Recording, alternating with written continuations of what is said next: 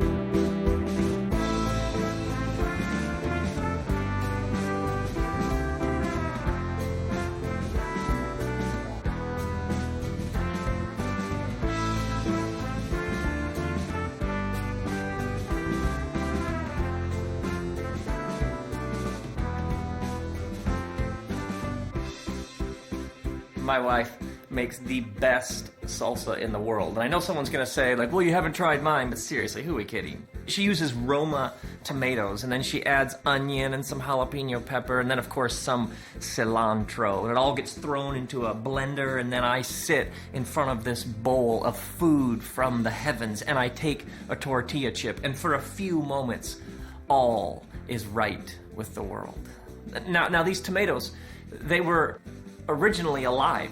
I mean, they were connected to the vine, which had its roots in the soil, which grew from the earth. I mean, same with the onions, same with the pepper, same with the cilantro. I mean, they were once all receiving nutrients from the earth, but then they were harvested, thrown onto a truck, and brought to the farmer's market, and they eventually ended up in our kitchen.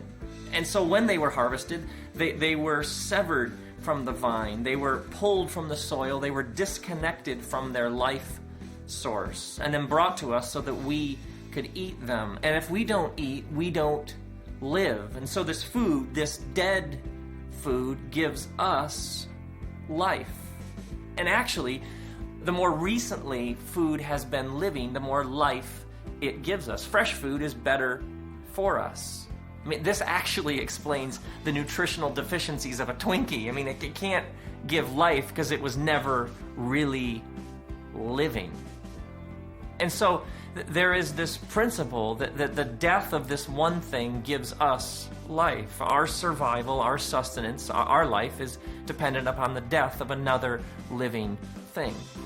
Or think about our skin. Our skin is dying constantly. I mean, it's flaking off and it's turning into dust. But in those very same moments in which our skin is dying, our body is also producing new skin to replace that dead old skin. I mean, you get an entirely new skin every 30 days. And this isn't just true about what we eat and about our bodies. I mean, think about fertilizer. You know, the fertilizer that you spread on things to make them grow. Where does the best fertilizer come from?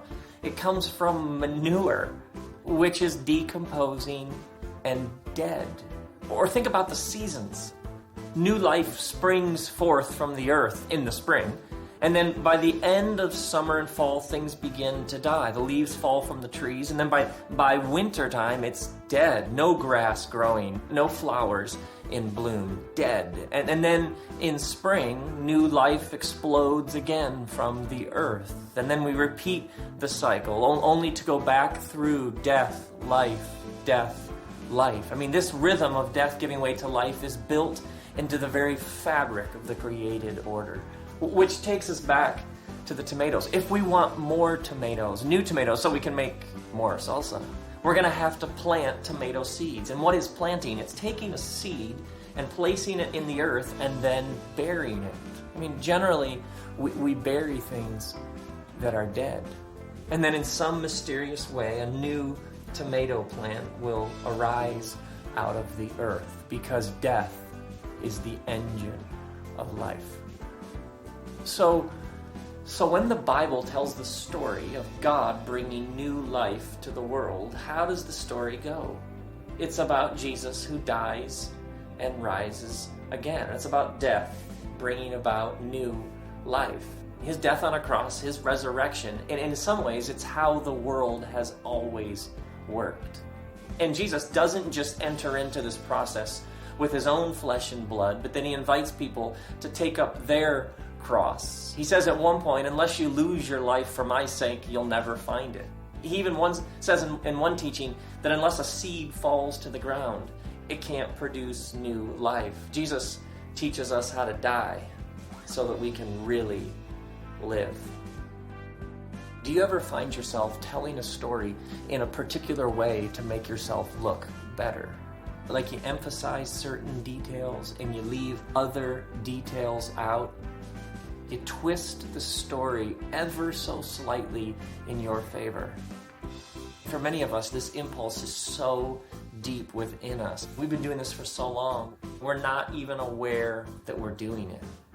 What would it be like to be free from all that? I mean, Jesus invites that part of us to die. The part of us that always has to be right. The part of us that always has to be better. The part of us that always has to look good. Jesus invites that part of us to die.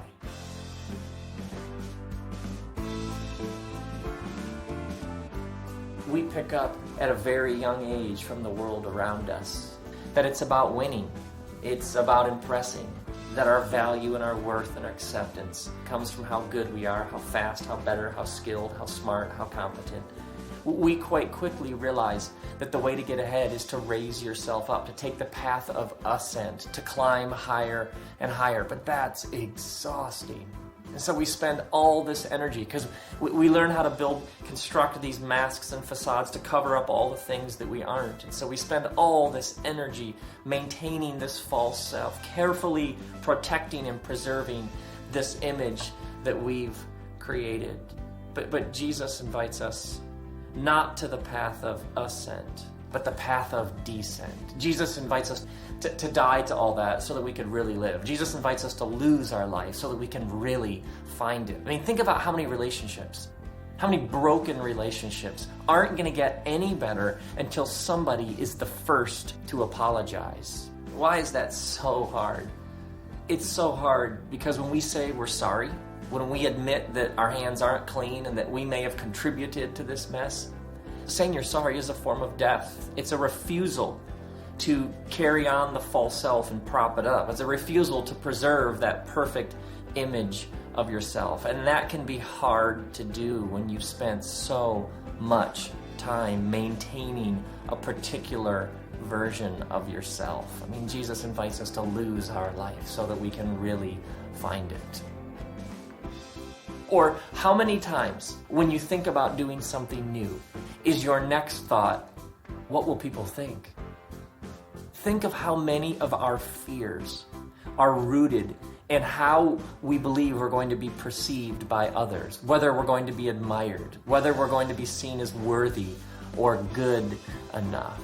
And Jesus invites us to die to all that. Jesus' insistence is that we're already loved, that God is love, and that love of God gets rid of fear. I mean, this cuts right to the core of Jesus' message. I mean, we become easily deceived into thinking that we're loved because we're moral enough, spiritual enough, good enough, right enough.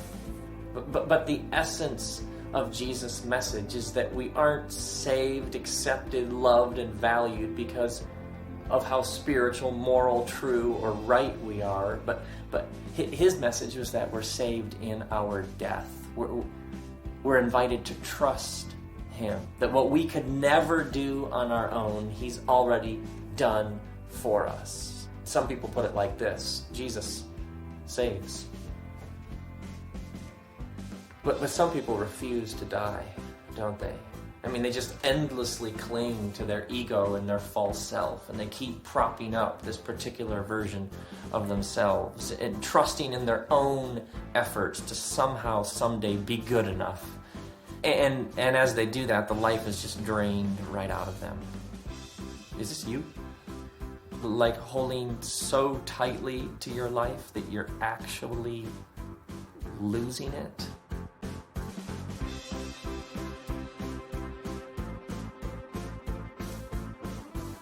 I was approached by these people recently who had a question about something in the Bible. It was actually something Jesus said. So they read it to me and they say, well, what's he mean here? Can you explain it to us? And as they're reading it, I realize I have no idea what he means here. I mean, no clue, blank, nothing.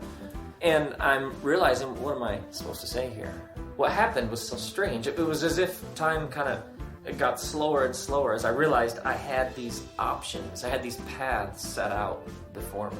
The one option was to make up some sort of convoluted, complicated answer, essentially to talk over their heads. I mean, anything to avoid the simple truth that I didn't know how to answer their question, anything to save face. I mean, I'd love to be super-powered spiritual answer man, but I'm not. The other option was to tell them the truth, to give them an honest answer, to look them in the eyes and to say to them, I don't know how to answer your question. But that would have been painful. And it would have been painful because it would have involved a death. I would have had to die to my desire to appear competent, to appear smart, to appear good enough.